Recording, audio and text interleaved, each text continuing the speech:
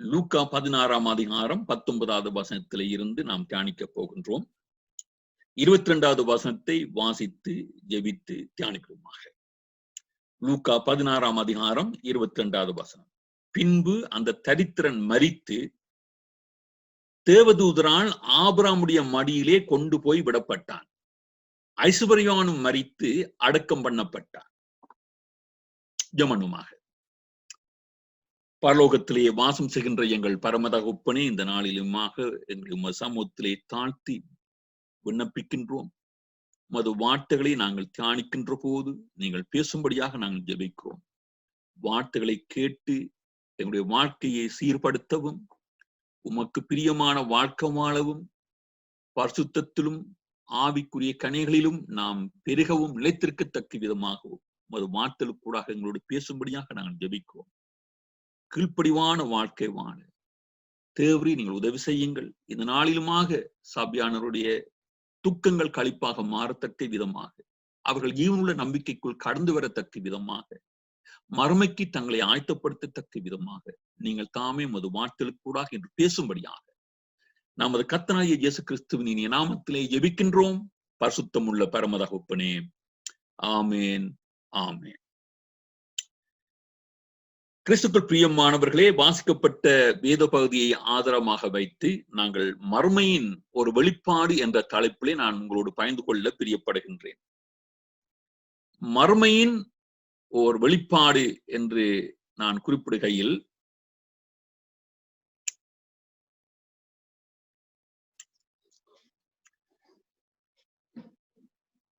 நாம் மறுமை குறித்து நாங்கள் இந்த வேத பாதிலிருந்து தியானிக்க போகின்றோம் என்பானவர்களே. மறுமையின் ஒரு வெளிப்பாடு என்று நான் இதற்கு தலைப்பு கொடுத்ததுக்குரிய ஆதாரம் என்னவென்று சொன்னால், ஏற்கனவே பரிசுத்த வேதாமத்தின் இதர பாதிகளிலும் வேறு பாதிகளிலும் மறுமையை குறித்து மறுமையின் வெளிப்பாடுகள் கொடுக்கப்பட்டிருக்கின்றது. நாம் லூக்கா 16ஆம் அதிகாரத்தில் வாசிக்கப்பட்ட 19ஆம் வசனத்திலிருந்து 31ஆம் வசனத்தில் வரையிலும் குறிப்பிடப்பட்டுள்ள 7 லாசருடைய மரணத்துக்கூடாகவும் அவர்கள் அனுபவித்த மறுமை, அந்த ஐஸ்வர்யனுடைய பூமிக்குரிய வாழ்க்கை, அவனுடைய மரணம், அதன் பிற்பாடு அவன் அனுபவித்த அனுபவங்களை ஆதாரமாக அடிப்படையாக கொண்டு நாம் சில உண்மைகளை படிக்க இருக்கின்றோம் என்பானவர்களே. இந்த பகுதியை உவமைகள் என்று அநேகர் ஏற்றுக்கொள்கின்றோம். ஒரு சிலர் அது உண்மை சம்பவமாக ஆண்டவர் சொன்னதாகவும் சொல்லுகின்றார்கள். ஆனா அது இங்கே நாங்கள் பேச போன்ற ஒரு காரியம் அல்ல. ஆனா இது வேதத்தின் எழுதி கொடுக்கப்பட்ட ஒரு சம்பவமாக இருப்பதனால் ஆண்டவராகிய இயேசு கிறிஸ்து எப்பொழுதும் உவமைகளுக்கூடாகவும் உண்மையை, சத்தியத்தை கற்றுக் கொடுப்பதை பார்க்கின்றோம். ஆண்டவராகிய இயேசு கிறிஸ்து செய்த ஒவ்வொரு அற்புதங்களும் ஒரு ஆவிக்குரிய பாடத்தை கற்றுக் கொடுப்பது போல் அவருடைய உவமைகள் ஒவ்வொன்றும் எங்களுக்கு ஆவிக்குரிய சத்தியத்தை, ஆவிக்குரிய பாடங்களை கற்றுக் கொடுப்பதாக இருக்கிறது அன்பானவர்களே. இங்கே இந்த சம்பவத்தை 7 லாசருடைய ஐஸ்வர்யனுடைய சம்பவத்தை ஆண்டவராகிய இயேசு கிறிஸ்து குறிப்பிடுகின்ற இந்த சம்பவம் லூக்காவில் மட்டும் இருக்கின்றதை அவதானிக்கக்கூடியதாக இருக்கின்றது. இந்த சம்பவத்துக்கூடாக ஆண்டவர் ஆவிக்குரிய பாடங்களை கற்றுக் கொடுப்பதற்கு முன்பாக சில போதனைகளை ஆண்டவராகிய இயேசு கிறிஸ்து சீடர்களுக்கும் பரிசேயர்களுக்கும் வேதபாரருக்கும் சொல்வதை குறித்து நாங்கள் பார்க்கின்றோம். குறிப்பாக 10வது வசனத்திலிருந்து பார்ப்போமாக இருந்தால், உண்மைத்துவத்தை குறித்து அங்கே படிப்பிக்கின்றார். கொஞ்சத்திலே உண்மை உள்ளவன் அநேகத்தில் உண்மை உள்ளவனாய் இருக்கின்றான், கொஞ்சத்திலே அநீதி உள்ளவன் அநேகத்திலே அநீதி உள்ளவனாய் இருக்கின்றான் என்று அங்கே ஆண்டவர் சொல்லிக் கொடுக்கின்றார். நீங்கள் உண்மை உள்ளவராய் இராவிட்டால் உங்களுக்கு யாதொன்றையும் சொந்தமாக கொடுப்பவன் யார் என்று அங்கே ஒரு ஆவிக்குரிய பாடங்களை, உண்மை இல்லாதவர்களுக்கு உண்மைத்துவத்தை கற்றுக் கொடுக்கின்ற ஒரு பாடத்தை கற்றுக் கொடுப்பதை பார்க்கிறோம். உண்மை இல்லாதவர்கள் எப்பொழுதும் 2 எஜமான்களை அவர்கள் சேவிக்கின்றவர்களாக இருப்பார்கள். உண்மை உள்ளவர்கள் எப்பொழுதும் ஒரு எஜமான சேவிக்கின்றவர்களாக இருப்பார்கள் என்ற ஒரு ஆவிக்குரிய பாடத்தையும் கற்றுக் கொடுக்கின்றார். எந்த ஊழியக்காரும் 2 எஜமான்களுக்கு ஊழியம் செய்யக்கூடாது, தேவனுக்கும் உலகப் பொருளுக்கும் ஊழியம் செய்ய உங்களாலே கூடாது என்று அங்கே கற்றுக் கொடுக்கின்றதை பார்க்கின்றோம். இன்னுமாய் அவர்கள் 2க்கும் இடையிலே 2 எஜமானை சேவிக்கின்றவர்கள் எப்பொழுதும் மாயக்காரர்களாய் இருப்பார்கள், வேஷம் போடுகின்றவனாய் இருப்பார்கள். அவர்களுடைய இருதயம் பொருளாசையை பற்றிதான் இருக்கும் என்பதனாலே பொருளாசைக்காரராகிய பரிசேயர்கள் ஆண்டவராகிய இயேசு கிறிஸ்துவினுடைய போதனைகளை கேட்டு அவரை பரியாசம் பண்ணின போது அவர்களுடைய உள்ளான இருத்தின் தன்மைகளை அவர் வெளிப்படுத்தி காட்டுகின்றார். உங்களை நீதிமான்களாக காட்டுகிறீர்கள், தேவன் உங்கள் இருதயத்தை அறிந்திருக்கின்றார், உங்களுக்குள்ளே மேன்மையாக எண்ணப்படுகிறது, தேவனுக்கு முன்பாக அருவருப்பா இருக்கிறது என்ற ஒரு உண்மையை அங்கே கற்றுக் கொடுக்கின்றதை பார்க்கின்றோம். இன்னுமாய் 16, 18 வசனங்களிலே பரிசுத்த வேதாமத்தின் தேவ வார்த்தைகளுடைய மேன்மையை, தேவராஜ்யத்தின் மேன்மையை அங்கே வெளிப்படுத்தி காட்டுவதை பார்க்கும் அன்பானவர்களே. தேவனுடைய ராஜ்யம் அறிவிக்கப்பட்டு வருகிறது, தேவனுடைய ராஜ்யம் அறிவிக்கப்பட்டு வருகிறது, சுவிசேஷம் அறிவிக்கப்பட்டு வருகிறது. வானமும் பூமியும் ஒளிந்து போனாலும் கர்த்தருடைய வார்த்தைகள் ஒளிந்து போகாது என்ற ஆத்திரமான உண்மையை வெளிப்படுத்தி காட்டுகின்றார். தேவனுடைய பிரமாணங்கள் கொடுக்கப்பட்டிருந்தும், வார்த்தைகள் வசனங்கள் பரிசுத்த வேதாமத்தில் கொடுக்கப்பட்டிருந்தும் அவர்கள் தங்களுடைய பாரம்பரியங்களினாலும் சொந்த மனுஷருடைய போதனைகளினாலும் எண்ணங்களினாலும் மாற்றி அமைத்து விடுகிறார்கள், கீழ்ப்படியாமல் போய் விடுகிறார்கள், கைக்கொள்ளாமல் போய் விடுகிறார்கள். உதாரணமாக அவரிடத்தில் காணப்பட்ட பொருளாசை குறித்து சொல்வது போல இங்கே அவர்கள் தங்களுடைய குடும்ப வாழ்விலே செய்த தவறை கூட அங்கே சுட்டி காட்டுவதை பார்ப்போம். தன் மனைவியை தள்ளிவிட்டு வேறொருத்தியை விவாகம் பண்ணினாலே விபச்சாரம் செய்தீர்கள் என்று ஆண்டவர் அங்கே கற்றுக் கொடுத்து இந்த உவமையை சொல்லுவதற்கு ஆண்டவர் கடந்து வருகின்றார். ஏன்? பொருளாசையினாலும் பாலியல் இச்சைகளினாலும் லௌகியங்களினாலும் ஐஸ்வர்யத்தினாலும் கர்த்தருடைய வார்த்தையை அவமாக்கி உண்மையில்லாத வாழ்க்கை வாழ்ந்து உலகத்தை சேவிக்கின்றவனாக, உலகத்தை சேவித்துக் கொண்டு கர்த்தரை சேவித்துக் கொண்டிருந்தால் அவர்கள் உண்மையில்லாதவர்கள், உண்மையில்லாத வாழ்க்கை, சத்தியமில்லாத வாழ்க்கை, தங்களுடைய இஷ்டத்தின்படி வாழுகின்றவர்களா இருக்கின்றார்கள். அது அவர்களுக்கு ஒரு பாடத்தை கற்றுக் கொடுப்பதற்கு ஆண்டவனாகிய இயேசு கிறிஸ்து இங்கே இந்த ஐஸ்வர்யவான் லாசருடைய சம்பவத்தை குறிப்பிடுவதற்கூடாக பூமியிலே வாழும் வரையில் நாங்கள் எப்படிப்பட்ட வாழ்க்கை வாழ வேண்டும், மரித்து எப்படிப்பட்ட வாழ்க்கைகளை கடன் செல்ல வேண்டும், மரிக்கின்றவர்கள் மரித்த பிற்பாடு எங்கே போவார்கள், அங்கே எப்படிப்பட்ட வாழ்க்கை வாழ்கின்றவனாக இருப்பார்கள் என்ற போதனையை ஆண்டவனாகிய இயேசு கிறிஸ்து கற்றுக் கொடுக்கின்றார். அன்பானவர்களே, ஐஸ்வர்யவான் லாசருடைய வாழ்வு மரணத்துக்கூடாக, மரணத்தின் பிற்பாடு அவர்கள் போய் அவர்கள் வாழ்ந்த இடத்தில் உள்ளதை அவர்கள் அனுபவித்த அந்த அனுபவத்தை குறிப்பிடுவதற்கூடாக மறுமையை கர்த்தர் வெளிப்படுத்தி காட்டுவதை பார்ப்போம். அன்பான கிறிஸ்துவில் பிரியமானவர்களே, இது ஆண்டவராகிய இயேசு கிறிஸ்து கற்றுக் கொடுக்கின்ற ஒரு காரியம், நான் எப்போதும் பேசுகின்ற ஒரு காரியம் அல்ல. மறுமையை குறித்து நல்ல ஆழமான காரியங்களை, பூமியிலே மனிதன் வாழ்கின்ற வாழ்க்கையோடு சம்பந்தப்பட்ட காரியங்களை கற்றுக் கொடுக்கின்ற ஆண்டவராகிய இயேசு கிறிஸ்து எப்படிப்பட்ட வாழ்க்கை வாழ வேண்டும் என்று சொல்லிய பிற்பாடு மறுமையை சிந்திக்கத்தக்க ஒரு வாழ்க்கையை போதனை ஆண்டவர் கொடுக்கின்றதை பார்க்கும்.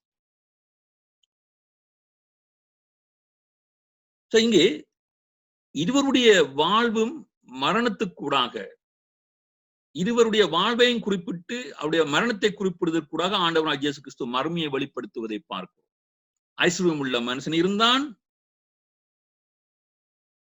லாசர் என்ற மனுஷனும் இருந்தான். அவர்கள் எப்படிப்பட்ட வாழ்க்கையை வாழ்ந்தார்கள்? ஐஸ்வர்யவான் ராத்தம்பரம் பெற்ற வஸ்திரம் தரித்து அனுதினமும் சம்பிரதமாய் வாழ்ந்து கொண்டிருந்தான். லாசர் என்னும் பெயர் கொண்ட ஒரு தரித்திரனும் இருந்தான். அவன் பரக்கல் நிறைந்தவனாய் அந்த ஐஸ்வர்யனுடைய வாசல் அருகே கிடந்து அவனுடைய மேஜிலிருந்து விழும் துணிக்கைகளாலே தன் பசியை ஆசையாய் இருந்தான். நாய்கள் வந்து அவன் பருக்களை நக்கிட்டு அவ்வளவு ஒரு மிகவும் கடினமான ஏழ்மையான தரித்திரமான வாழ்க்கை வாழ்ந்தவன் மட்டுமல்ல, சரீரிய பாதிக்கப்பட்டவனாய் இருந்தான். அன்பானவர்களே, அப்படி மிகுந்த ஏழ்மையோடு அந்த லாசர் வாழ்ந்தான். மிகுந்த ஐஸ்வர்யத்தோடு நாம்பிகமான வாழ்க்கை வாழ்ந்தான் அந்த ஐஸ்வர்யவன் என்று பார்க்கிறோம். இதுல அவதானிப்பது என்ன? ஐஸ்வர்யவானும் மரித்தான், தரித்திரனும் மரித்தான்.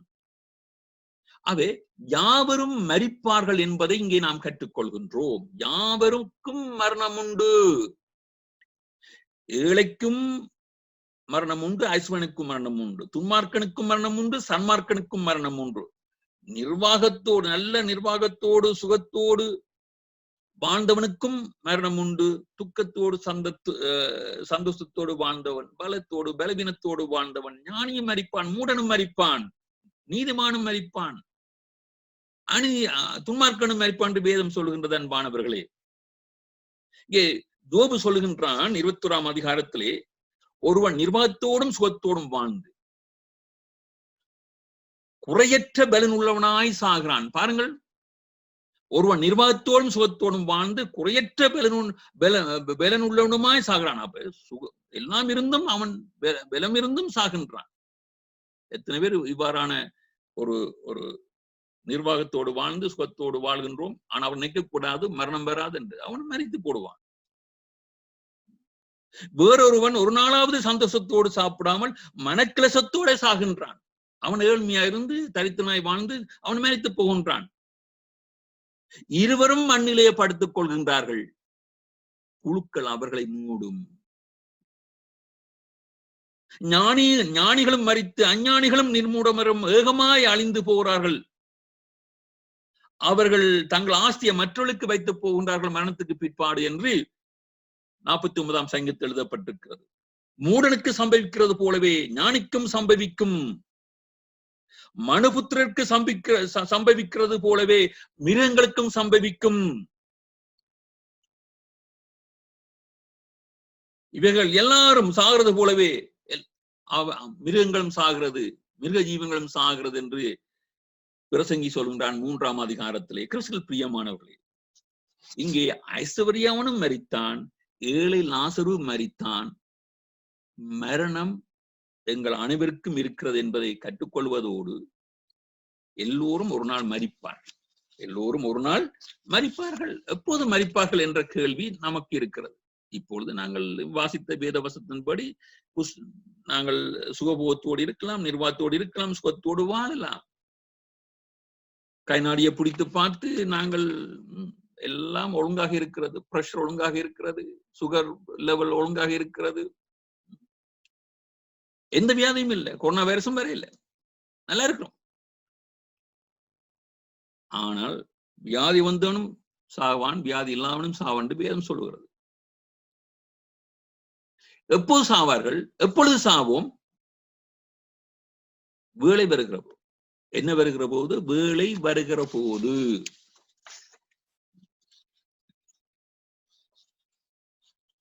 அங்கே அவர்கள் மரித்தார்கள் இருவரும். ஆனால் மூல பாசையிலே வேலை வந்த போது என்று பொருள்பட அங்கு எழுதப்பட்டிருக்கிறது. வேலை வந்த போது,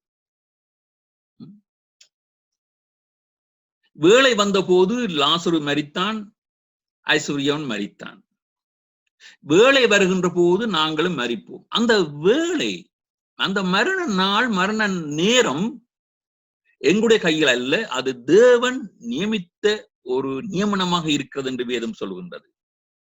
எங்களுடைய மரணம் நியமிக்கப்பட்டிருக்கிறது, குறிக்கப்பட்டிருக்கிறது என்று வேதம் சொல்கின்றது. அன்றியும் ஒரு தரம் மரிப்பதும் பின்பு நியாயத்தீர்ப்பு அடைவதும் நியமிக்கப்பட்டிருக்கிறது என்று எபிரேயர் 9ஆம் அதிகாரத்தில் எழுதப்பட்டிருக்கிறது. முன்று தீர்மானிக்கப்பட்ட காலங்களையும் குடியிருப்பின் எல்லைகளையும் கர்த்தர் நியமித்திருக்கின்றார், குறித்திருக்கின்றார் என்று. எங்களுடைய குடியிருப்பின் காலங்களையும் எல்லைகளையும் கர்த்தர் முன்குறித்திருக்கின்றார் என்று அப்போஸ்தலர் நடபடிகள் 17ஆம் அதிகாரத்திலே எழுதப்பட்டிருக்கின்றது. மனுஷனுடைய நாட்கள் இம்மாத்திரம் என்று குறிக்கப்பட்டிருக்கிறது. அவனுடைய மாதங்களின் தொகை கர்த்தரிடத்திலே இருக்கிறது. மனுஷன் கடந்து போக கூடாத எல்லையை அவனுக்கு தேவன் நியமித்திருக்கின்றார் என்று யோபு 14ஆம் அதிகாரத்தில் எழுதப்பட்டிருக்கிறது. அன்பானவர்களே, எங்களுடைய குடியிருப்பின் எல்லை காலங்கள் குறிக்கப்பட்டிருக்கிறது. அதை கடந்து நாங்கள் போக மாட்டோம், மரணத்தோடு முடித்துக் கொள்வோம். அன்பானவர்களே, ஆக முன்குறிக்கப்பட்டபடி, நியமிக்கப்பட்டபடி வேலை வந்தபோது ஏழை லாசரு மரித்தான், ஐஸ்வர்யவான் மரித்தான், அவர்கள் அடக்கம் பண்ணப்பட்டார்கள்.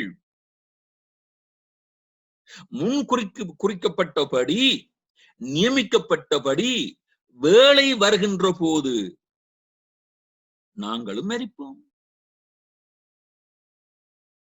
ஒருவேளை அது தாமதமாக இருக்கலாம், வேகமாக இருக்கலாம். நிச்சயமாக வேகமாகவோ தாமதமாகவோ நாம் மரிப்பது நிச்சயம் என்று அது நியமிக்கப்பட்ட ஒன்றாக இருக்கிறது அன்பான. மரணத்தை தடுக்க எங்களால் முடியாது. மரணத்தின் மீது எங்களுக்கு அதிகாரம் இல்லை என்று வேதம் சொல்கின்றது. ஐஸ்வர்யம் உள்ளவனாய் இருந்த போதும் ஐஸ்வர்யத்தினாலே அவனால் மரணத்தை தடுக்க முடியவில்லை. தரித்திரனாய் இருந்ததனால் அவன் இரக்கம் பெற்று கூட அவன் மரணத்தை தவிர்க்க முடியாதவனாய் இருந்தான். வேலை வருகின்ற போது நாங்கள் மரிப்போம், ஏனென்றால் எங்களுக்கு அதிகாரம் இல்லை.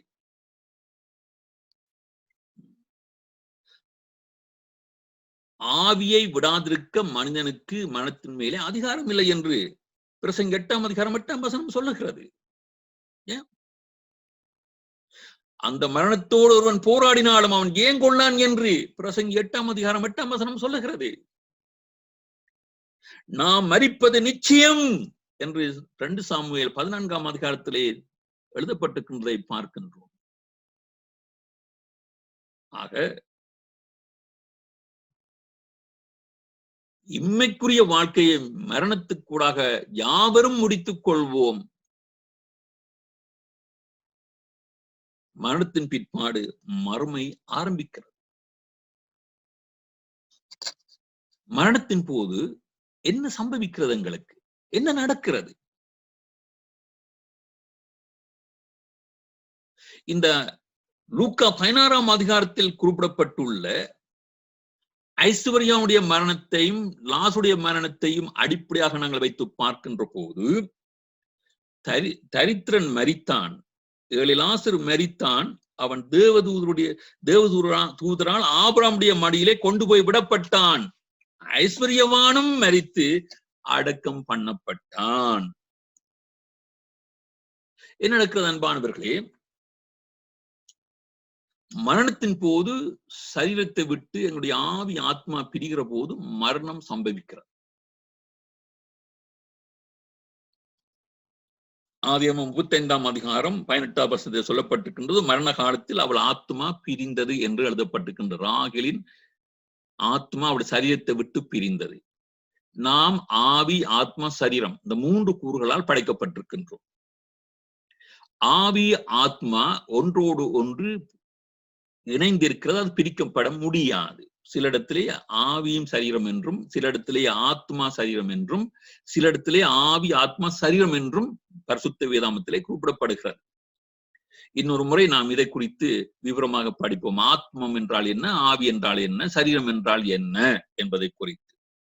ஆகவே இந்த ஆவி பிரிந்தாலும் ஆத்மா பிரிந்தாலும் இந்த ரெண்டும் சரீரத்தை விட்டு பிரிகிறது.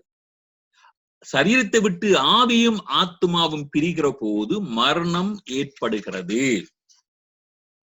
அதனாலே ஆத்மா பிரிந்தாலும் மரணம்,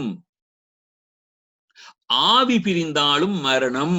உதாரணத்துக்கு அப்போஸ்தலர் நடபடிகள் 7ஆம் அதிகாரத்திலே தேவ மனுஷனாகிய ஸ்தேவான் மீது கல்லெறிந்து அவர்கள் அவனை கொலை செய்கின்ற போது அவன் என்ன சொல்லுகின்றான்? என் ஆவியை ஏற்றுக்கொள்ளும் என்று இயேசுவை நோக்கி அவன் ஜெபிக்கிறதை பார்க்கிறோம். அவனுடைய ஆவி அவனை விட்டு பிரிந்தது, அவன் மரித்தான், சீடர்கள் அவனை எடுத்து அடக்கம் பண்ணினார்கள் என்று எழுதப்பட்டிருக்கின்றதை பார்க்கிறோம். அது கற்றுக்கொள்வது என்ன? மரணத்தின் போது எங்களுடைய ஆவி சரீரத்தை விட்டு பிரிகிறது, ஆத்துமா சரீரத்தை விட்டு பிரிகிறது, சரீரமானது மண்ணுக்கு போகிறது. அவர்கள் அடக்கம் பண்ணப்பட்டார்கள் என்று எழுதப்பட்டிருக்கின்றதை பார்க்கிறோம். ஐஸ்வர்யான் மரித்து அடக்கம் பண்ணப்பட்டான். கர்த்தராகிய இயேசு கிறிஸ்து அடக்கம் பண்ணப்பட்டார், ஸ்தேவான் அடக்கம் பண்ணப்பட்டார். பூமியில் வாழ்ந்த மனுஷர்களில் தேவ மனுஷர்கள் அனைவரும் அடக்கம் பண்ணப்பட்டார்கள் என்று எழுதப்பட்டிருக்கின்றதை பார்க்கிறோம். சரீரம் ஆவி ஆத்மா சரீரத்தை விட்டு பிரிகிறது, சரீரம் அடக்கம் பண்ணப்படுகிறது. எங்களுடைய ஆவியும் ஆத்மாவும் எங்களுடைய சரீரத்தை விட்டு பிரிகிற போது நாங்கள் மரித்து விடுவோம். உறவுகள் அழுவார்கள், துக்கம் கொண்டாடுவார்கள், அவர்கள் செய்ய வேண்டிய கடமைகளை கிரிகளை அவர்கள் எல்லாம் இங்கே செய்து முடித்து அவர்கள் ஓய்ந்து பழையபடி அவர்கள் தங்களுடைய வாழ்க்கையை ஆரம்பிப்பார்கள். வருடத்தில் ஒருக்க அவர்கள் எங்களுக்கு ஒரு நினைவு தினமாக யாருக்கும் கூப்பிட்டு சாப்பாடு கொடுத்து ஏதோ புண்ணியம் கழித்த மாதிரி கழித்து விடுவார்கள். இதான் நடக்க போகுது, இதான் நியமிக்கப்பட்டிருக்கிறது மாணவர்களே. ஆதி பெற்றோளாகிய ஆதமும் ஏவாளும் பாவம் செய்த போதே ஆண்டவர் சரீர மரண ஆத்மீக மரணம் ஏற்பட்டு என்று பார்க்கணும். சரீர மரணம் ஏற்பட்டது. சரீர மரணத்தின் போது சரீரம் மண்ணுக்கு திரும்பும் என்று ஆண்டவர் சொன்னார். நீ மண்ணா இருக்கின்றாய், மண்ணுக்கு திரும்புவாய். ஆதியாகமம் 3ஆம் அதிகாரத்தில் எழுதப்பட்டிருக்கிறது. ஒரு மனுஷன் ஒருவர் மரித்த பிற்பாடு அவரை அடக்கம் செய்தாலும் அவரை எரித்தாலும் மண்ணுக்குத்தான் சரீரம் போகிறது. அது மண்ணாத்தான் மாறுகிறது. அவை கிறிஸ்துவில் பிரியமானவர்களே, அது மண்ணுக்கு சரீரம் போகிறதை பார்க்கிறோம். ஆண்டவராகிய இயேசு கிறிஸ்து யோவான் 5ஆம் அதிகாரத்திலே குறிப்பிடுகின்ற 28ஆம் 29ஆம் வசனத்தில் அவருடைய வருகையின் பொழுது பிரேத குழிகளில் உள்ள அனைவரும், அதாவது அடக்கம் பண்ணப்பட்ட பிரேத குழியில் இருந்த அனைவரும் அவருடைய சத்தத்தை கேட்கும் காலம் வரும். சரீரம் மண்ணிலேயே அடக்கம் பண்ணப்பட்டிருந்ததை மண்ணுக்கு திரும்புவதை இங்கே நாங்கள் பார்க்கின்றோம். சரீரத்தை விட்டு ஆவி ஆத்மா பிரிகிறது, சரீரம் மண்ணுக்கு போகின்றது.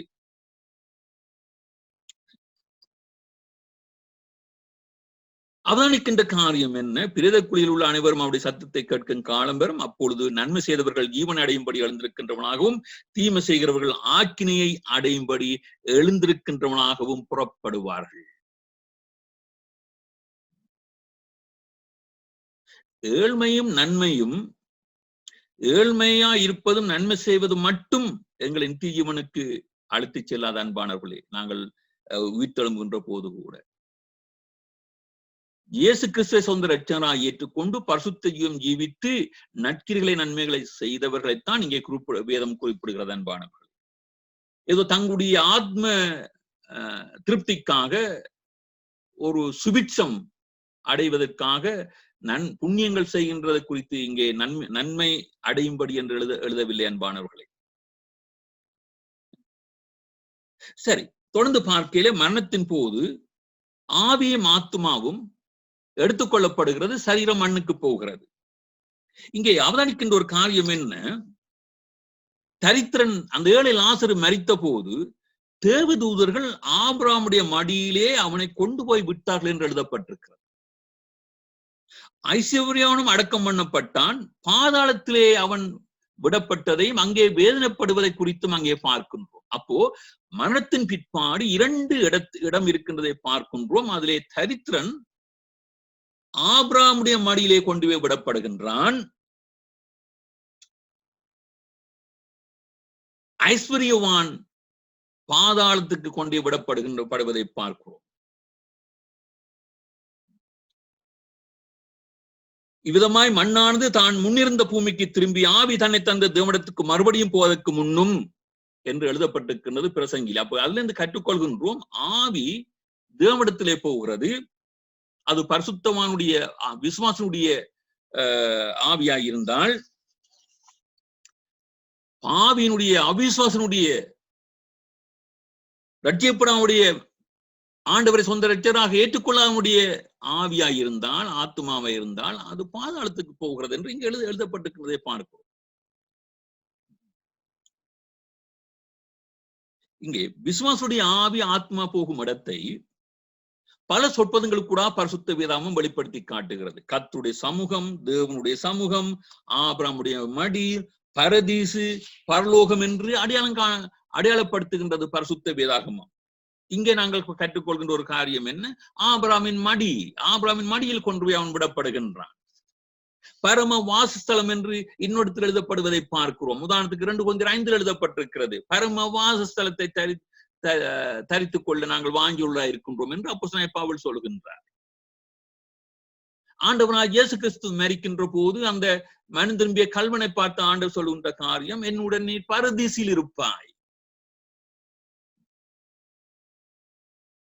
2 Corinthians 5:9 பவுல் சொல்லுகின்ற போது, இந்த தேகத்தை விட்டு குடி போகவும் கர்த்தருடைய சமூகத்தில் கூடியிருக்கவும் விரும்புவதாக அவன் சொல்கிறான். கர்த்தருடைய சமூகத்திலே ஆண்டவராகிய இயேசு கிறிஸ்து தமது சீடர்களுக்கு அவர் சொல்லுவார். யோவான் 14ஆம் அதிகாரத்திலே, பிதாவின் வீடு, பிதாவின் வீட்டில் அநேக வாசஸ்தலங்கள் உண்டு பரலோக ராஜ்யத்துக்கு.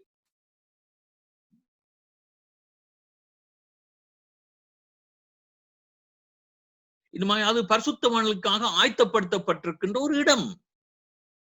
ஆஸ்வதிக்கப்பட்டவர்களே, உலகம் உண்டானது முதல் உங்களுக்காக ஆயத்தம் பண்ணப்பட்டிருக்கின்ற ராஜ்யத்தை சொந்தரித்துக் கொள்ளுங்கள் என்று மத்தேயு 22 அதிகாரத்திலே 34 வசனத்திலே ஆண்டவனாகிய இயேசு கிறிஸ்து உலக முடிவிலே நியாயத்தீர்ப்பின் போது வலது பக்கத்தில் நிற்கின்றவர்களை பார்த்து சொல்லுகின்ற போது இந்த இந்த வார்த்தையை சொல்லுகின்றார். ஆஸ்வதிக்கப்பட்டவர்களே, உலகம் உண்டானது முதல் உங்களுக்காக ஆயத்தம் பண்ணப்பட்டிருக்கின்ற ராஜ்யத்தை சொந்தித்துக் கொள்ளுங்கள்.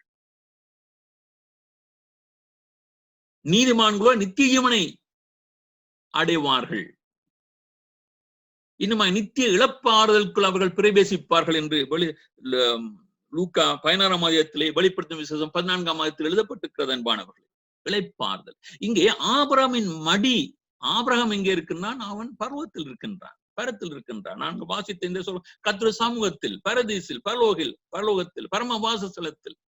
அங்கே அவனுடைய மடி என்று சொல்லப்படுகின்ற போது அவன் பரிசுத்தவான். அங்கே இளைப்பாறுதல் அடைவார்கள், இளைப்பாறுதல் என்று வேதம் சொல்லுகிறது. ஆபிரகாமோடு பரிசுத்தவான்களோடு ஐக்கியம் அங்கே ஏற்பட்டதை பார்க்கின்றோம் அன்பானவர்களே. அதை நித்திய இளைப்பாறுதல் என்று வேதம் சொல்லுகின்றது. அங்கே பரிசுத்தவான்களோடு ஐக்கியம், தேவதூளோடு ஐக்கியம், தேவனுடைய பிரசன்னத்தில் எப்பொழுதும் சதாகாலமும் வாழ்கின்ற வாழ்க்கை அந்த ஏழை லாசர் பெற்றுக் கொண்டான் என்று பார்க்கின்றோம் அன்பானவர்களே.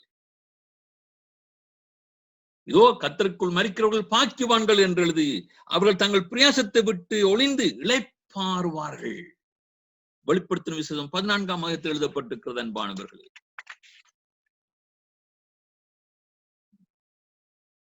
கர்த்தருடைய சந்தோஷத்துக்குள், எஜமானாகிய கர்த்தர் சந்தோஷத்துக்குள் பிரவேசித்து சதகாலமும் சந்தோஷமான வாழ்க்கை வாழ்வார்கள். அப்போ சரீரம் மண்ணுக்கே போய் விடுகிறது, ஆவி ஆத்மா கர்த்தருடைய சமூகத்துக்கு போய் விடுவதை பார்க்கிறோம். மரணத்தின் போது அவிசுவாசியுடைய சரீரமும் மண்ணுக்கு போகின்றது. கர்த்தரை விசுவாசிக்காதவர்கள் ரட்சிக்கப்படாதவருடைய சரீரம் மண்ணுக்கு போகிறது.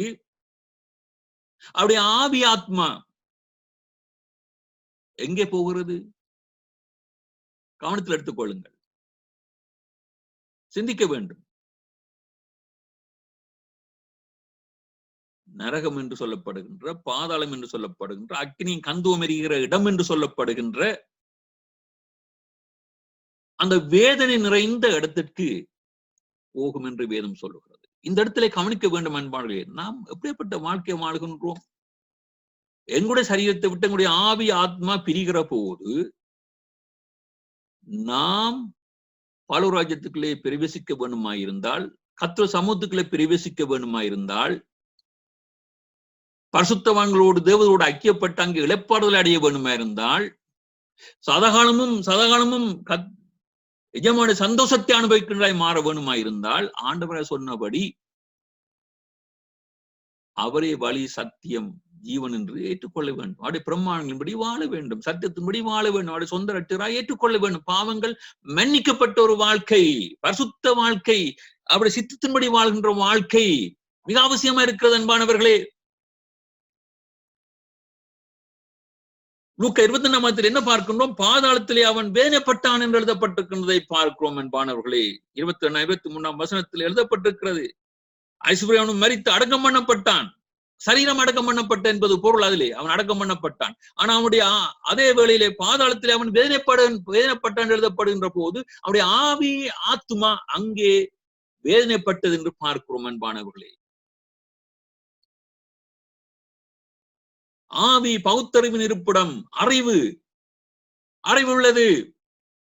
ஆத்மா உணர்வு உள்ளது, உணர்வின் இருப்பிடம் ஆத்மா.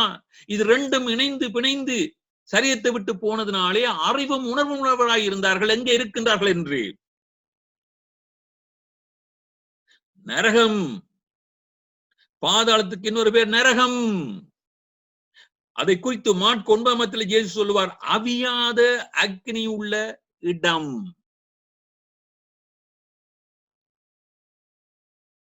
அங்கே புழு சாவாமலும் அக்னி அவியாமலும் இருக்கும், தணிந்து போகாமலும் இருக்கும்.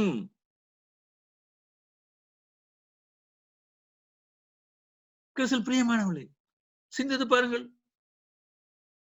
வெளிப்படுத்தும் விசேஷம் 29:8 சொல்லுகின்றது, அக்னியும் கந்தகமும் எரிகின்ற கடல். அங்கே பயப்படுகிறவர்கள், அவிசுவாசிகள், பொருள் என்ன? கர்த்தராகிய இயேசு கிறிஸ்துவை அவருடைய பாடுகள், அவருடைய பிறப்பை, அவருடைய பாடுகளை, அவருடைய மரணத்தை, அவருடைய உயிர்த்தெழுதலை, அவருடைய இரண்டாம் வருகையை, அவரால் எழுதி கொடுக்கப்பட்ட பரிசுத்த வேதாமத்தை விசுவாசிக்காதவர்களுக்கு பெயர் தான் அவை விசுவாசிகள். அருவருப்பானவர்கள், சகல விதமான அசுத்தமானதை நடப்பிக்கின்றவர்கள், அருவருப்பானவர்கள்.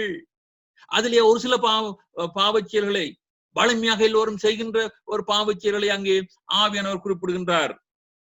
அருவருப்பானவர்கள் தான். ஆனா அவர்களுடைய செயல்களிலே கொலைபாதகராக இருந்தார்கள், விபச்சாரக்காரராக இருந்தார்கள், சூனியக்காரர்களாக இருந்தார்கள், விக்கிரகாரனைக்காரர்களாக இருந்தார்கள், பொய்யராக இருந்தார்கள். இவர்கள் அனைவரும் அக்கினி கந்தமிரியர்களிலே பங்கடைவார்கள். இதற்கு பெயர் நித்திய அக்கினி என்ற ஒரு பெயர், நித்திய ஆக்கினை என்ற ஒரு பெயர், நித்திய வேதனையை உள்ள இடம் என்று எழுதப்பட்டிருக்கின்றதை பார்க்கிறோம்.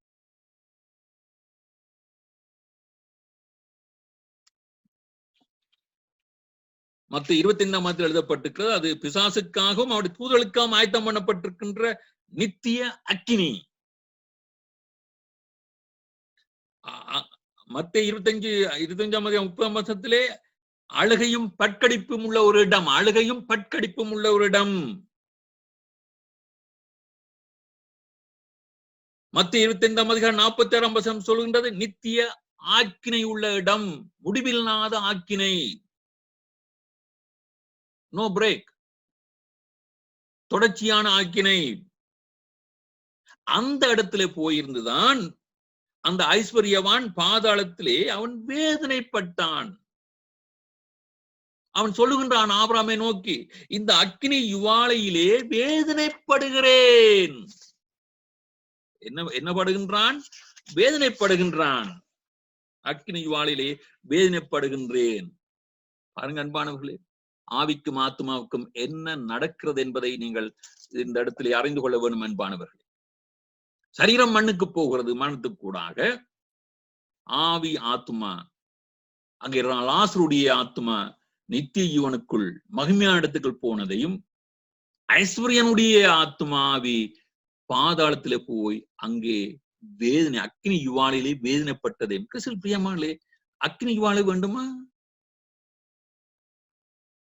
மகிமையான தேவனுடைய பிரசன்னம் உள்ள தேவனுடைய சமூகமாகிய பரலோகம் வேணுமா? சிந்திக்கின்றோமா? இங்கே ஒரு இன்னொரு காரியத்தை பார்க்கின்றோம். மரித்தவர்களுக்கு ஒரு வரவேற்பு இருக்கிறதை பார்க்கிறோம் என்பானவர்களே. ஆச்சரியம். பரிசுத்தவான்களை தேவதூதர்கள் வரவேற்றார்கள் என்று நான் இதிலிருந்து கற்றுக்கொள்கின்றேன். தரித்திரன் மரித்து தேவதூதரால் ஆபிரகாமுடைய மடியிலே கொண்டு போய் விடப்பட்டான். பாருங்கள், தேவதூதர்கள் கொண்டு போய்ந்தால் அவர்கள் வரவேற்று அவனை கொண்டு போய் ஆபிரகாமுடைய ஐக்கியத்திலே சேர்த்து விட்டார்கள், இளைப்பாறுதலே கொண்டே விட்டார்கள், ஆறுதல் அடைகின்ற இடத்திலே விட்டார்கள், பரிசுத்தவனுடைய ஐக்கியத்திலே சேர்த்து விட்டார்கள்.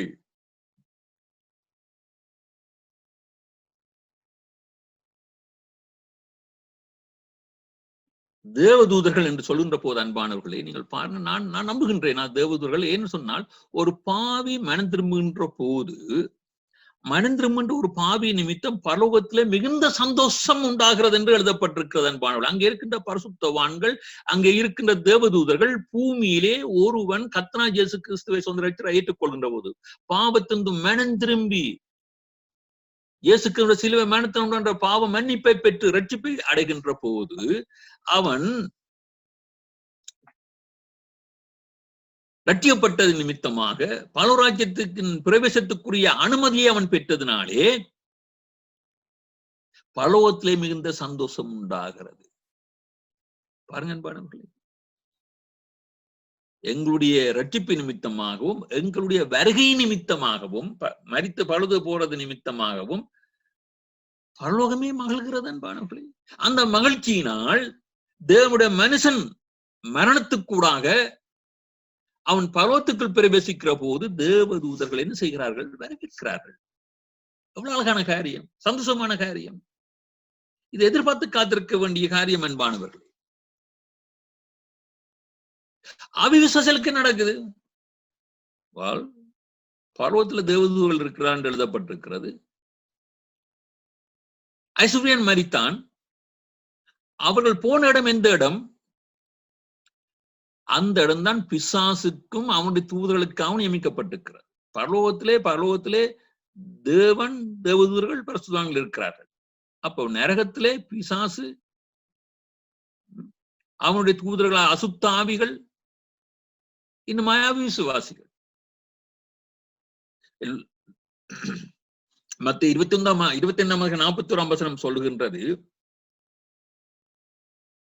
அந்த நித்திய அக்னி உள்ள அந்த இடம் பிசாசுக்காகவும் அவருடைய தூதர்களுக்காகவும் அவிசுவாசிகளுக்காகவும் நியமிக்கப்பட்டிருக்கிறது.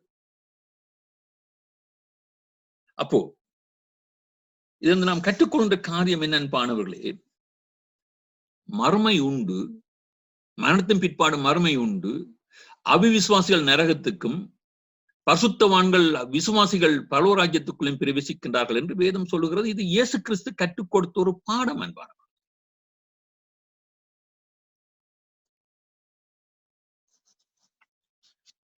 மறு வாழ்வை மரித்தவர்கள் மறுமையை உணர்கின்றார்கள், அறிகின்றார்கள். அது நீ உண்மையானது. குறிப்பாக ஐஸ்வர்யனுடைய அந்த அனுபவத்தை கூட நாங்கள் பார்ப்போமா இருந்தால், அவன் தான் எங்கே இருக்கின்றான் என்பதை அறிந்தான், உணர்ந்தான். நாங்களும் அறிவோம், உணர்வோம். பூமியிலே நாங்கள் எங்கே இருக்கிறோம், எங்கே போன்றோம், வருகின்றோம் என்று அறிகிறோம், உணர்கிறோம். அதே அறிவும் உணர்வும் மரித்த பிற்பாடும் இருக்க போகிறது. ஏனென்று சொன்னால், இங்கே பாருங்கள், ஐஸ்வர்யவான் மரணத்தின் பின்பு தான் இருக்கும் இடத்தை அறிந்தான், உணர்ந்தான். பாதாளத்திலே என்று அவன் கண்டுகொண்டான். பாதாளத்திலே வேதனைப்படுகின்றான். இந்த அக்கினி ஜுவாலிலே வேதனைப்படுகிறேன் என்று அவன் அறிந்தான், இடத்தை அறிந்தான், வேதனையை உணர்ந்தான். அக்கினி ஜுவாலிலே வேதனைப்படுகின்றேன் என்று உணர்ந்தான்.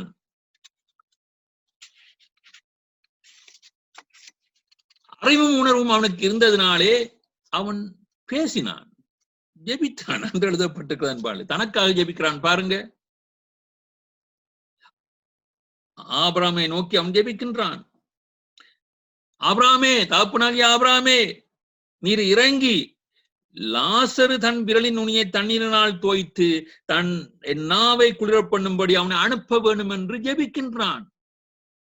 தான் எங்கே இருக்கின்றேன் என்று அறிந்தபடியினால், எப்படிப்பட்ட வேதனையை அனுபவித்தான் என்று உணர்ந்தபடியினால் அவன் ஜெபிக்கின்றான். நரகத்திலே இருந்து தனக்கு உதவி வேண்டி ஜெபிக்கின்றான்.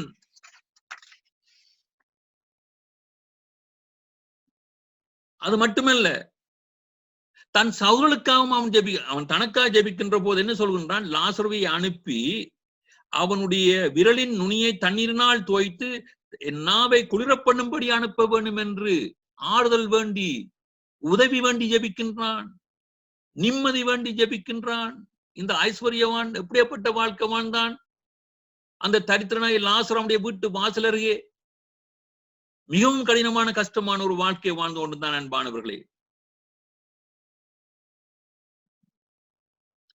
இப்பொழுது தன்னை ஆறுதல் படுத்தும்படி, தனக்கு வேதனை இருப்பதனாலே லாசருவை அனுப்பி தன்னுடைய நாவை குளிர பண்ணும்படி அவன் கேட்கின்றான். அன்பானவர்களே,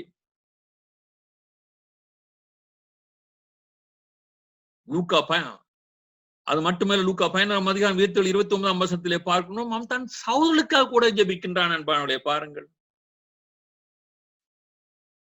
தகப்பனே, எனக்கு 5 சகோதரர்கள் உண்டு, அவர்களும் வேதனை உள்ள இந்த இடத்துக்கு வராதபடி அவன் போய் அவர்களுக்கு சாட்சியாக அறிவிக்கும் பொருட்டு ஐஸ்வர்யவனாகிய உங்களுடைய அண்ணன், சகோதரன் மரித்து போன, அது உங்களுக்கு நன்றாக தெரியும். இப்பொழுது நான் உங்களுடைய சகோதரன் இப்பொழுது எங்கே இருக்கின்றார் என்பதை நீங்கள் அறிந்து கொள்ளும்படி, அவர்கள் அறிந்து கொள்ளும்படி இவர்களை லாசருவை அனுப்பி வைக்கும்படி கேட்கின்றான். பாருங்க, அவளுக்கு போய் அவன் சாட்சி அறிவிக்கட்டும். மரணத்துக்கு பிற்பாடு நரகம் உண்டு, பரலோகம் உண்டு என்று அறிவிக்க வேணும். நரகம் அக்கினி ஜுவாலை எரிகின்ற வேதனை உள்ள ஒரு இடம். அந்த இடத்துக்கு அவர்கள் வராதபடிக்கு அது என்னோடு முடியட்டும், அவர்கள் வரக்கூடாது. ஆகவே லாசருவை அனுப்பும் பூமிக்கு சொல்லும்படியாக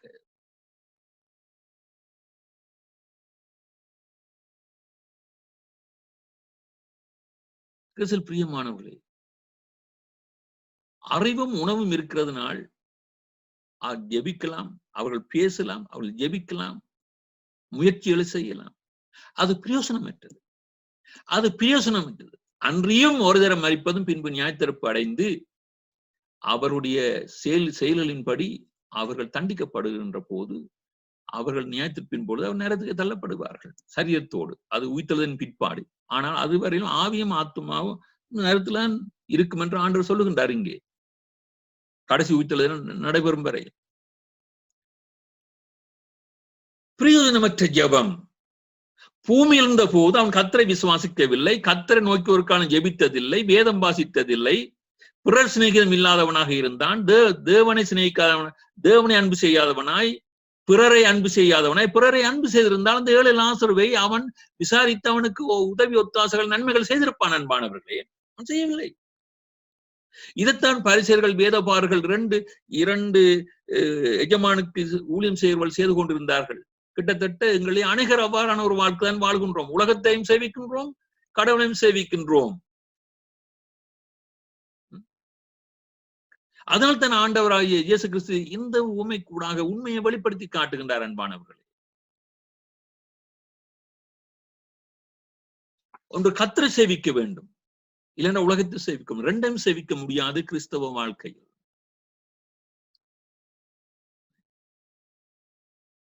இங்க ஒரு சில ஆவிக்குரிய ஆழமான சில உண்மையை கற்றுக்கொள்கின்றோம். அன்பானவர்களே,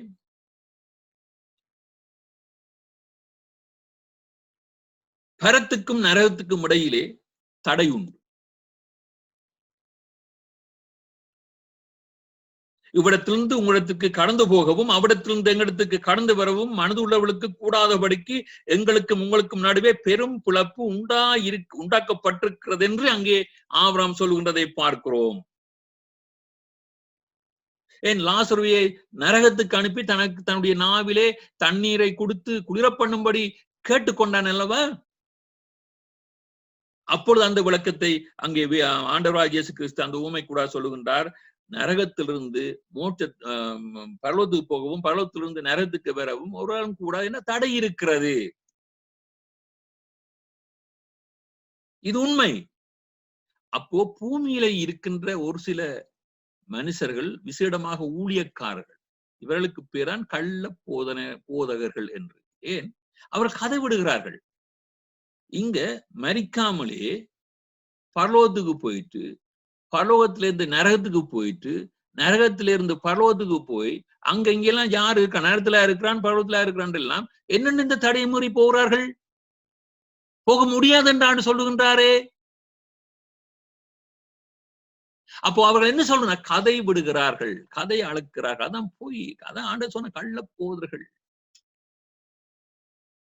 இன்றைக்கு இப்படியேப்பட்டவர்கள் இன்று டிவியை அலங்கரிக்கிறார்கள். டிவியில செய்யப்பட்ட மினிஸ்ட்ரியில வரும் எல்லாரும். கிறிஸ்து பிரியமானவர்களே, தவித்துக் கொள்ளுங்கள் இவற்றை. வேதத்தை வாசியுங்கள், ஜெபியுங்கள். யாராவது பர்வத்துக்கு போனான், நரகத்துக்கு போனான், அங்கெல்லாம் ஆறு கண்டெல்லாம் வந்து கதை சொன்னா, பிரசங்கத்துல சொன்னா, அது உங்களை சந்திச்சு சாட்சியா சொன்னா ஏற்றுக்கொள்ளாதீங்க, நம்பாதீங்க. அதே வேளையிலே அவன் கேட்கின்றான், அப்படியானால் தகப்பனே என்று ஆலோசனையும் சொல்லுகின்றான். ஜெபித்ததை மட்டுமில்லை, ஆலோசனையும் சொல்லுகின்றான். அப்படியானால் தகப்பனே.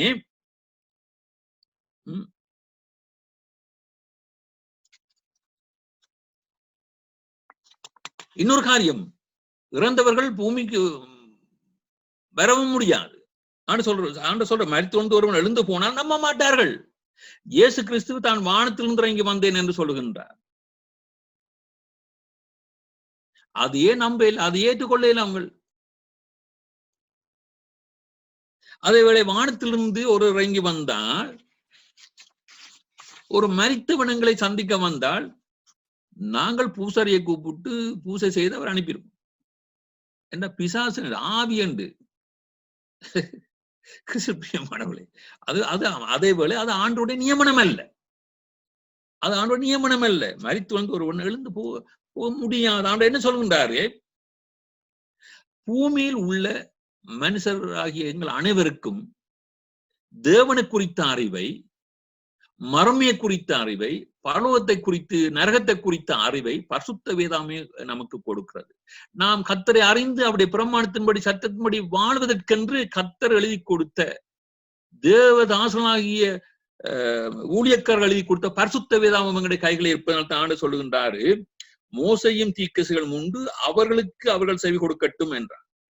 லூக்கா 16ஆம் அதிகாரத்திலே ஆபிரகாம் அவனை நோக்கி, மரித்தொழுந்து ஒருவன் எழுந்து போனால் நம்ப மாட்டார்கள், ஆனா அங்கே மோசையும் தீர்க்கதரிசிகளும் உண்டு, அவளுக்கு அவர்கள் செவி கொடுக்கட்டும், அவளுக்கு செவி கொடுக்கட்டும். அதுதான் அன்பானவர்களே எங்களுடைய கைகளிலே இருக்கின்ற தீர்க்கதரிசிகள் எழுதி கொடுத்த புஸ்தகம் தான் அந்த பரிசுத்த வேதாகமம். இதற்கு செவி கொடுக்க வேண்டும், இதை வாசிக்க வேணும், தியானிக்க வேண்டும், இதுக்கு செவி கொடுக்க வேண்டும். எங்களுடைய சரீரத்தை விட்டு ஆவி ஆத்மா பிரியும் என்பது நிச்சயம். அதுக்கு பேர்தான் மரணம். மரணத்தின் பிற்பாடு தேவதுடைய வரவேற்பு வேண்டுமா, பிசாசும் பிசாசத்துடைய வரவேற்பு வேண்டுமா? தேவதூதர்களால் நாங்கள் வரவேற்கப்பட்டு அழைத்து பரலோகத்துக்கு அழைத்து செல்லப்பட வேண்டுமா, பிசாசினாலும் பிசாசு தூதர்களினாலும் நரகத்துக்கு பாதாளத்துக்கு அழைத்து செல்லப்பட வேண்டுமா? அந்த லாசரு தேவனுடைய சன்னிதானத்தில் அவருடைய மகிமையில் அவன் தேவதூதரோடு பரிசுத்தவான்களோடு தேவனோடு ஐக்கியப்பட்டு சமானம் சந்தோஷம் நிறைந்த பரலோகத்திலே வாழ்கின்ற வாழ்க்கை வேண்டுமா? அக்கினி யுவானிலே அந்த ஐஸ்வர்யவான் பட்கடிப்பும் வேதனையோடும் அங்கே அவன் வேதனைப்பட்ட வாழ்க்கை வேணுமா? தீர்மானிக்கத்தக்க ஒரு காரியம் அல்லவா? நீதி எது அநீதி எது என்று தேவன் கற்றுத் தந்திருக்கின்றார். நன்மை எது தீமை என்று கற்றுத் தந்திருக்கின்றார். தேவ சித்தம் எது, சுய சித்தம் எது, உலகத்துக்குரிய ஞானம் எது, தேவ ஞானம் எது என்று வேதம் கற்றுத் தருகிறது அன்பானவர்களே. அங்கே வெளிப்படுத்தின விசேஷம் 21ஆம் அதிகாரம் 8ஆம் வசனத்திலே அழகாக எழுதப்பட்டிருக்கு. அவிசுவாசிகள், அருவருப்பானவர்கள், கொலைபாதகர்கள், பொய்யர்கள், விபச்சாரக்காரர், விக்கிராரணைக்காரர் அக்னியும் கந்தகம் எரிகிற கடலிலே பங்கடைவார்கள். இன்று நித்திய ஜீவனை சொந்தித்துக் கொள்ள வேண்டுமா இருந்தால் கிறிஸ்துவுக்குள் பிரியமானவர்களே, நம்முடைய கர்த்தராகிய இயேசுவினுடைய சிலுவை மரணத்தினால் உண்டாகின்ற ரட்சிப்பை பெற்றுக் கொள்ளுங்கள். அவன் ஏழ்மையா இருந்ததனால் அவன் பரலோகத்துக்கு போகவில்லை. ஆண்டவர் அது ஊமையா சொன்ன ஒரு காரியம். பரிசுத்த வேதாகமத்தின் இதர பகுதிகள் என்ன சொல்லுகிறது? ஒரு மனம் திரும்பாவிட்டால் பரலோகத்துக்குள்ளே பிரவேசிக்க மாட்டான். எதிலிருந்து? பாவத்திலிருந்து. ஆகவே இந்த வேளையில ஜெபம் பண்ணுவோம் அன்பானவர்களே. நல்ல தீர்மானத்தோடு நீங்கள் நல்ல ஒரு தீர்மானத்தை எடுத்து நித்திய ஜீவனை சொந்தித்துக் கொள்ள வேண்டும். பரலோகத்துக்கு தேவதூதர்களால் வரவேற்கப்பட்டு அழைக்கப்பட்டு தேவனோடு பரிசுத்தவான்களோடு தேவதூதரோடு ஐக்கியப்படுகின்ற, இனி கண்ணீர் இல்லாத, மரணம் இல்லாத, வியாதி இல்லாத, வேதனை இல்லாத, பசி பட்டினி இல்லாத இடமாகிய பரலோகத்தை சொந்தித்துக் கொள்ளுவதற்கு நாம் எங்களை ஒப்புக் கொடுக்க வேண்டும். பரம வாசஸ்தலம் கர்த்தர் ஆயத்தப்படுத்துகின்றார். அவரே வழியும் அவரே சத்தியமா இருக்கின்றார். அப்படி சமூகத்திலே எங்களை ஒப்புக் கொடுத்து ஜெபம் பண்ணுவோமாக.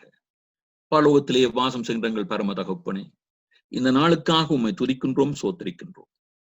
தேவரீர் ஐஸ்வர்யவான் லாசுடைய மரணத்துக்கூடாக நீர் நமக்கு மறுமையை கற்றுக் கொடுத்தமைக்காக உம்மை துதிக்கிறோம், சோத்திரிக்கிறோம். எங்களுடைய அவசர வேலைகளினால், எங்களுடைய சுறுசுறுப்பான இயக்கங்களினால், வேலைகளினால், எங்களுடைய களைப்பினால், எங்களுடைய சுய எண்ணங்களினால், விருப்பங்களினால், அநேக காரியங்களினால் நாம் மரணத்தை மறக்கின்றோம், உயிர்த்தெழுதலை மறக்கின்றோம், பரலோகத்தை நரகத்தை மறக்கின்றோம். அவர்கள் எப்படியாப்பட்ட நினைவே இல்லாதவர்களாய் நாங்கள் வாழுகிறோம். எப்பொழுதும் தற்பிரியராயும், சுகபோக பிரியராயும், பணப்பிரியராயும், உலக காரியங்களில் நாட்டம் உள்ளவர்களாயும், எங்களிலேயும் எங்கள் வீட்டாரினுடைய நலன்களில் மட்டுமே அக்கறை உள்ளவர்களாய் இருக்கின்றோம். தேவரீர் இந்த நாளிலே இந்த ஊமை கூடாக நீங்கள் எங்களுக்கு சத்தியத்தை கற்றுக் கொடுத்தீர்கள். வரப்போகின்ற உண்மையை கற்றுக் கொடுத்தீர்கள். இந்த உண்மையை அறிந்த பிற்பாடும் ஆண்டவரே, நாம் ஏனோ தானொன்று வாழாதபடிக்கு சத்தியத்தின்படி வாழ கிறிஸ்து இயேசுவை சொந்த இரட்சகனாய் ஏற்றுக்கொண்டு அப்படி சிலுவை மனத்துக்கூடாக உண்டாகின்ற பாவ மன்னிப்பை பெற்று பரிசுத்த ஜீவம் ஜீவித்து உமது கற்பனைகளை கைக்கொண்டு வாழ்ந்து தாமதமாகவோ வேகமாகவோ நீங்கள் நியமித்த நாட்களை மரணத்துக்கூடாக முடித்துக் கொண்டு உம்மிடத்தில் வரத்தக்க வாழ்க்கை வாழ எங்களுக்கு சகலவிதமான ஆவிக்குரிய அறிவையும் ஒத்தாசையும் பரிசுத்தாவுடைய அனுக்கிரத்தையும் ஒத்தாசையும் பரிசுத்த வேதாமத்தின் ஒத்தாசையும் அனுக்கிரத்தையும் தரும்படியாக ஜெபிக்கிறோம். தேவரீர், நாம் எங்களை உமது கருத்துக்கள் ஒப்புக் கொடுத்து நாங்கள் வாழுகின்ற போது எங்கள் அனைவருடைய தேவையும் சந்திக்கும்படியாக ஜெபிக்கிறோம். ஏற்கனவே நீங்கள் உண்ண உணவு கொடுத்தீர்கள், உடுக்க உடை கொடுத்திருக்கிறீர்கள், இளைப்பாறு இடம் தந்திருக்கிறீர்கள். நன்றி தகப்பனே.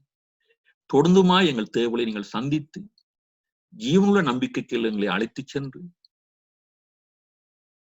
எல்லா பாடுகள் துன்பங்களையும் சகித்து நாம் நித்திய ஜீவனுக்குள் பிரவேசிக்கத்தக்க ஒரு வாழ்க்கை வாழ்கின்ற அந்த மனப்பக்குவத்தை, தேவ பலத்தை, தேவ ஞானத்தை நீங்கள் தரும்படியாக இயேசு கிறிஸ்துவின் நாமத்தில் ஜெபிக்கிறோம். அல்ல தகப்பனே. ஆமேன்,